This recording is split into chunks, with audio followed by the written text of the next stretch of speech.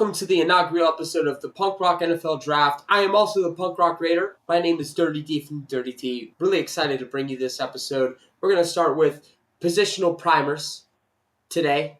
What I'd like to do is release videos for each position, giving an overview of my top 10, quick overview of the players, highlight my personal favorite of the class, not best but favorite, difference there. My most underrated of the class, someone who I find overrated in the class, and maybe like a favorite projection. Projection I feel the most comfortable about or interest about and want to talk a lot about. And then eventually we'll get to other videos, whether it's, top 50, eventually want to do kind of like my guys. We have a lot of content coming up, and then I have additional content as well I really want. So if you want to go even further into these players, I will have videos on my Patreon, which the link is in the description of the video, with whether it's additional content on positions, whether it is film analysis and breakdown, whether it's write-ups. I even have a draft guide I'm working on that has not only all my rankings, but full in-depth scouting reports. You can get all that lovely content on Patreon, but I will also be posting a bunch of content here, so please like and subscribe. That's a free way to support the channel. So we're going to start with safeties today. Let's get right to it. So here's my top 10. We're going to start with Jalen Kilgore. He is a big nickel. He's primarily played the slot nickel position. I think he can play more box in the NFL, but I think there's a lot of projection stuff he needs to learn to get better at. I don't think you want him to do that year one. I think he's more of a situational, rotational player year one, but he certainly has the tools to develop into a good starter in the league. At 9, I got Bud Clark. Bud Clark, man, that guy, he's a playmaker. You want him to cut down on some of the negative plays he gives up being too over-aggressive, but he's a true coverage player. He played mostly in the slot, but I think he can be a true coverage safety across slot, deep, split, even in the box a little bit on passing downs. And man, he's just a really, really fun player to watch. I got Zeki Wheatley at 8 at the moment. Him and Bud Clark are getting closer and closer and closer. The more film I watch, the more stuff I think. I like Zeki Wheatley a lot. He is a really good, I didn't notice him player. He doesn't make a lot of mistakes. He is usually where he needs to be. He doesn't make a lot of plays either. Doesn't make a lot of plays on the ball, but he blocks up windows with his length, his size, comes down against the run pretty well. Wish he was a little more physical. Would like him to become a little bigger, a little more physical, play a little more downhill in the box. But I think he's a solid starting player in the league. At 7, at the moment, I got Treydon Sukes. We're going to talk more about him later. At 6, Emmanuel McNeil-Warren. I'm lower on the consensus. I still have a second-round grade on him, though. That's how good this class is. But I just think, at first I had him a little higher. The length is great. The playmaking instincts, especially when it comes to the peanut punch, is great. I like him coming down more than I like him in space. I think he has potential to be better in space, but I still see some kind of clunky, jittery movements. Sometimes he's over-pursues or misjudges in the run. Sometimes the play strength isn't there. Sometimes it is. He can have some violent pop. Again, I think he's a good player. Doesn't make like a terrible amount of plays on the ball as a coverage player, but he can. Again, he can make some plays on the ball. There's a little bit of an issue, kind of Rogers pointed out, where he's always late to put his mouthpiece in, and it makes him late to reacting to the play. So, I don't know if that's a play recognition. I don't know what that is, but that gives me a little hesitancy. But the biggest thing is we talk a lot about other players that we'll talk about later, and their missed tackle rate being 15% or being this or being that. He had a 15% missed tackle rate last year, and this was in the MAC. And I worry about that in the NFL. Again, he's a little lighter. Maybe he puts on a little more weight, plays a little more in the box, not an explosive athlete. So, I like him. I don't see what everyone else sees. I like him, though. He's a good player. there's some more I think you can get out of him, but I don't know if he's as plug and play as people make him out to be, and I don't know if he's as high potential as people make him out to be. Moving on though, Keontae Scott, I had him at 6 before, but with his athletic testing, I think he can play way more true box and maybe even a little more slot. And I think he's the best nickel in the game. I think he's athletic to play in the nickel, but I really think he can play all over the place. I think he can be your like true Brian Branch, Tyrann Mathieu, Honey Badger type of player in the NFL. And my goodness, is he just fun to watch. Jalen Husky, we will talk a lot about him later. I've talked about him before. I'm going to keep talking about him because not enough people are. We're going to talk a lot about him later. We're also going to talk a lot about A.J. Halsey later. Really big fan of his. Dylan Thieneman is still my number 2 safety. A lot of it has to do with how athletic he is and I think versatile he can be. I do think you can use him as a chess piece. I think he can play more deep in the NFL than he had the past couple of years. I do have a little more concerns about some of his over pursuit in past years. Some missed tackle issues in past years. This year he cleaned that up a lot, but he played a lot in the slot in the box, which makes that easier. A lot of teams will do that. If they notice a player is struggling in their pursuit, their angles they're taking to the ball carrier, they'll put him in the slot and makes it a little easier. He is a good tackler when you're in front of him, and he can chase you down. He has good range in the run game, just sometimes he over pursues. I have more of a late first, early second round grade on him. And then Caleb Downs, one of the best players in the class. Of course, he's number 1 safety. Not much to say. Difference maker, day one. I don't know if I necessarily think he's going to be an elite player, but he'll be a very good player that can do everything that can kind of change them. He's a change the math defender. So those are my top 10. Now, y'all, again, you're looking at this list. You're like, man, Emmanuel McNew-Warren's all the way at 6. How is that so? Well, first of all, most people have him at 3rd. The 3rd best safety in the class is A.J. Halsey. And those things we talk about McNeil-Warren, well, we love the peanut punch. We love the instincts to take the ball away in the run game. We love the aggression. Missed tackle rate we don't love as much. I mean, maybe not as much forced fumbles, but A.J. Halsey in the run game, you can say a lot of those same things. He comes down, he is violent. I think he is more of a tone setter. He's probably the best tone setter. 5'11", 222. Weighed in at the combine, slimmed down to 215 to run his 4.5, 240-yard dash, which I'm totally fine with. The difference between A.J. Halsey and Emmanuel McNeil-Warren, obviously, McNeil-Warren's a longer, lankier player.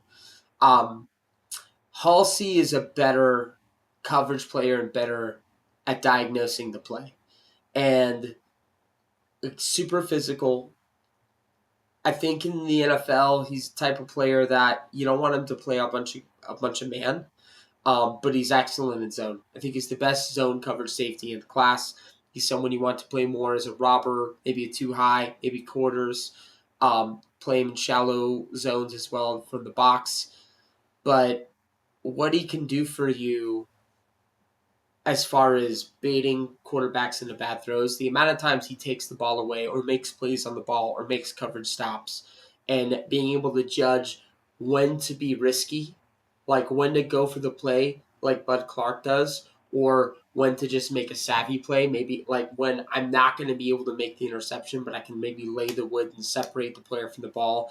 I can play the ball and just keep him from catching the ball or keep him from getting yards after the catch. He's really savvy in coverage. I think he's better in coverage. And to me, a 15% missed tackle rate in the SEC is better than you tell me I have a 15% missed tackle rate in the MAC. Like, I haven't heard that talked about enough with Emmanuel McNeil-Warren. I hear everyone talk about that with A.J. Halsey, but A.J. Halsey had that in the SEC. I think that some of it is technique you can teach, but I love the physicality he brings. I love how well he reads in coverage.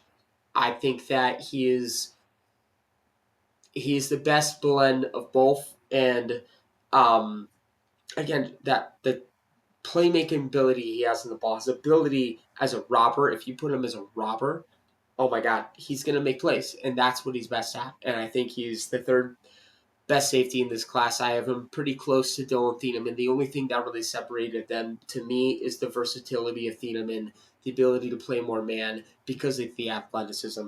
Another thing you're probably thinking when you look at my rankings, well, like, who the fuck is Jalen Husky, and why doesn't most people have him in their top 10? Jalen Husky, so you like the length of McNeil Warren. Well, guess what? He's also 6'2". He's 202 pounds. Kind of similar frame. He does look a little lean when you watch him on tape. Former cornerback. He's only played safety for 2 years. Absolute ball hawk. What I like about Husky is great coverage grade. Excellent in coverage. One of his interceptions, he had 4 this year, I believe. One of them was just like he was in the right spot, but the ball was a bad ball and thrown right to him. But there was legitimate plays where he's making good reads on the ball. He's showing sideline range. He's jumping routes. He's showing he can play man. He's showing he can play zone. I like the versatility as a true coverage safety. I think he is the best combination of playmaking and not giving up big plays. He only had 1 touchdown he gave up this year, and only like a couple, like he gave up. Everyone's gonna give up a couple plays, but only 1 touchdown. Nothing too catastrophic. I think he's my favorite combination of like technique, physicality, and wrap up as a tackler in the class. He had a 10.6 missed tackle rate, which is really good for a safety. That's one of the higher percentiles of safeties. And when you watch him, he's a really good job at breaking down, delivering pop with the shoulder, and then drop, wrap, drag. Like, he gives you everything you want in one tackle consistently. And then as far as hustle goes, he was my favorite hustle player. Specifically, and I'll probably do a film breakdown of this game against Nebraska. There's 2 plays.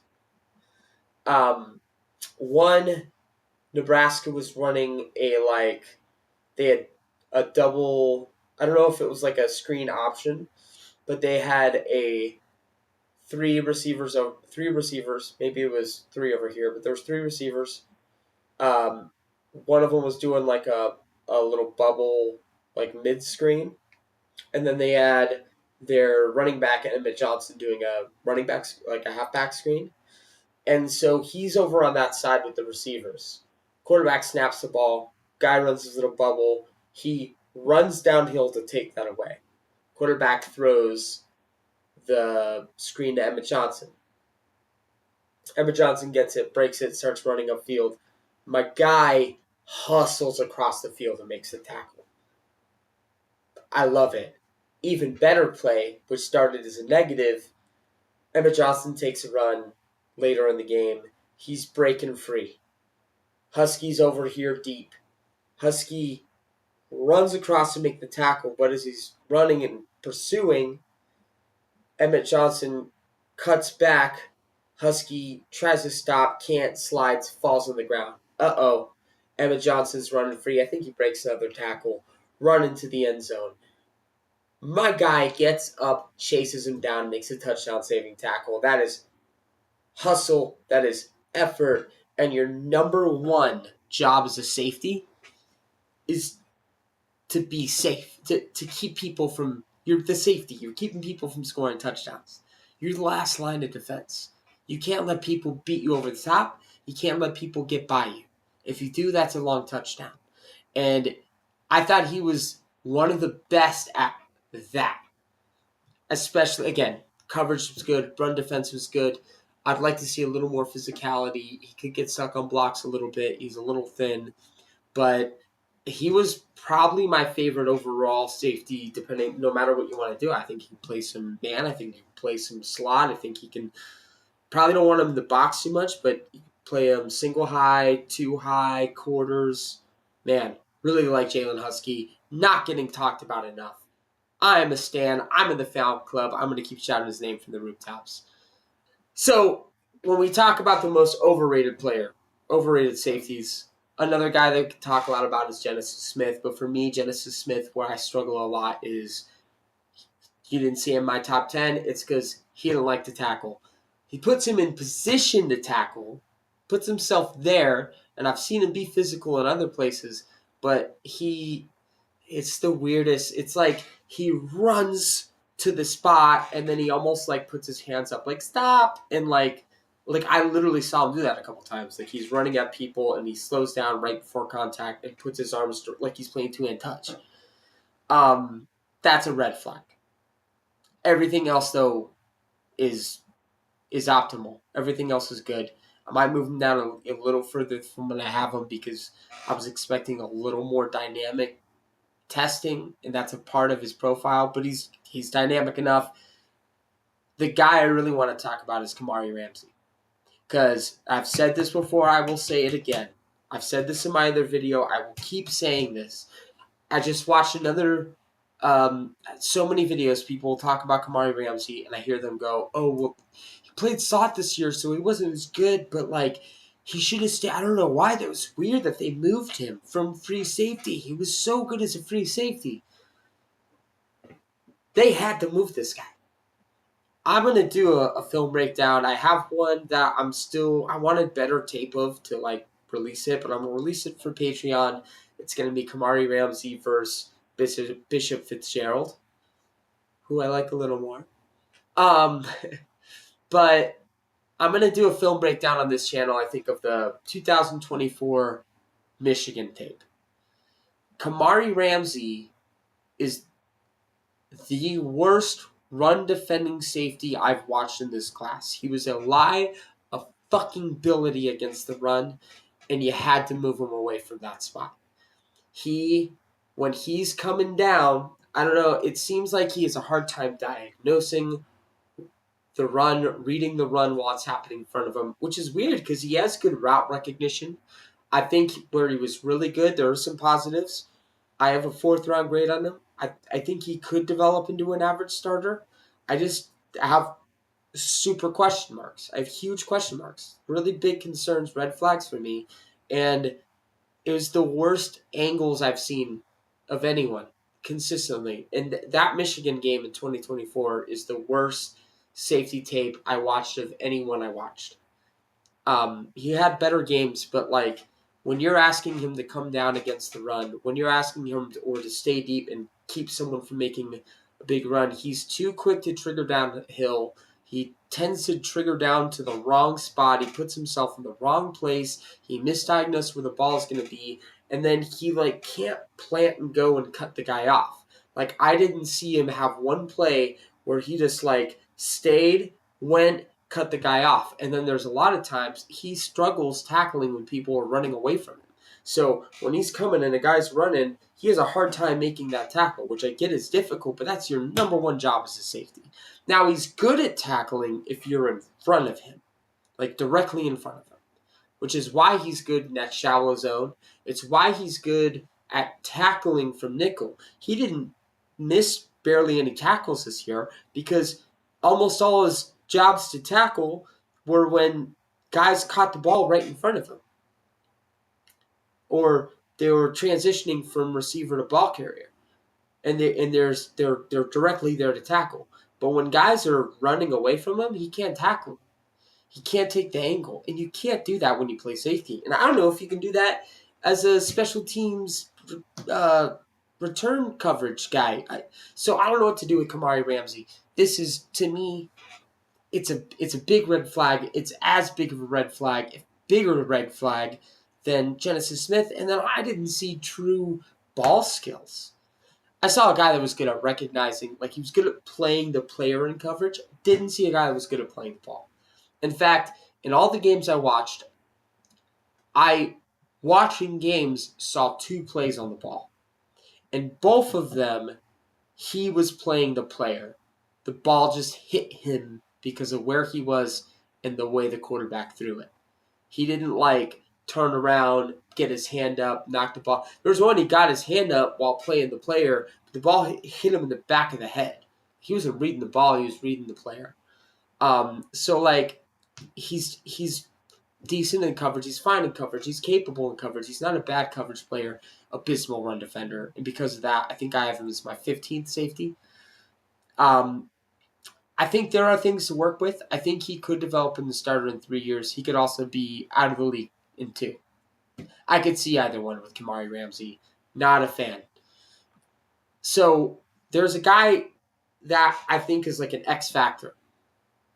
I don't want to just call him a projection. It's a projection, but he's an X factor because I think he can offer you a lot day one, and that's Traden Stukes. Traden Stukes played mostly in the slot, almost exclusively in the slot at U of A. He had a breakout year this year.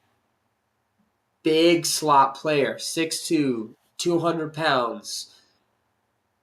And he blew up the combine. He is super explosive, super athletic.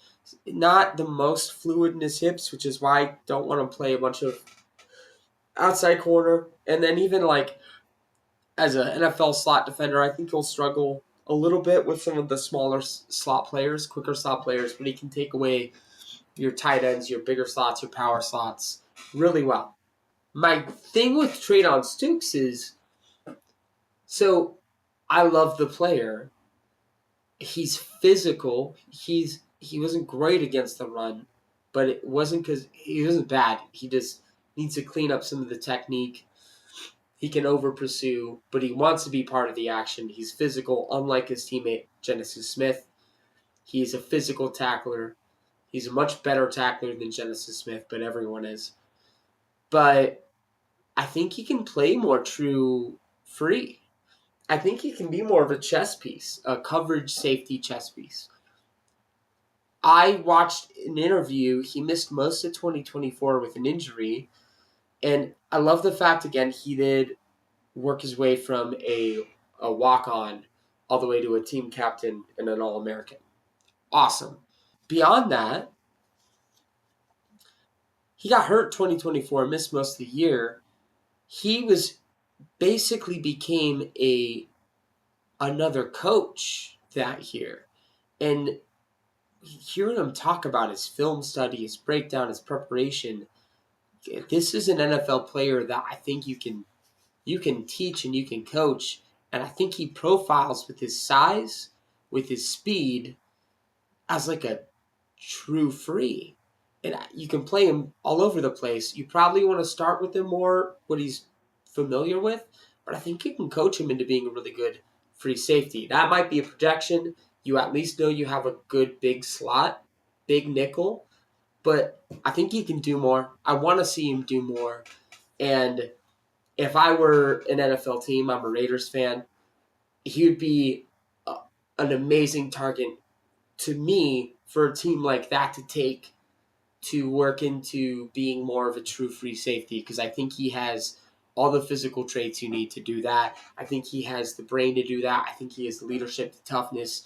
I love this player. If he wasn't more of a projection at what I think he would be best at in the NFL, I'd probably have him closer to Keontae Scott, maybe even above him. I'd have him in that range, that Keontae Scott range. But since that's more of a projection, what I think he is good at, NFL ready at, is being a big nickel, then I can't put him there yet. I don't want to lean too much into projecting what I haven't seen him do at all. That's going to be it for me today. Next position group I'm going to go over is the wide receivers. I will have some more content on my Patreon, which is in the description of the video. And again, my name is Dirty D from Dirty T. This is Punk Rock NFL Draft. Until next time, fuckers.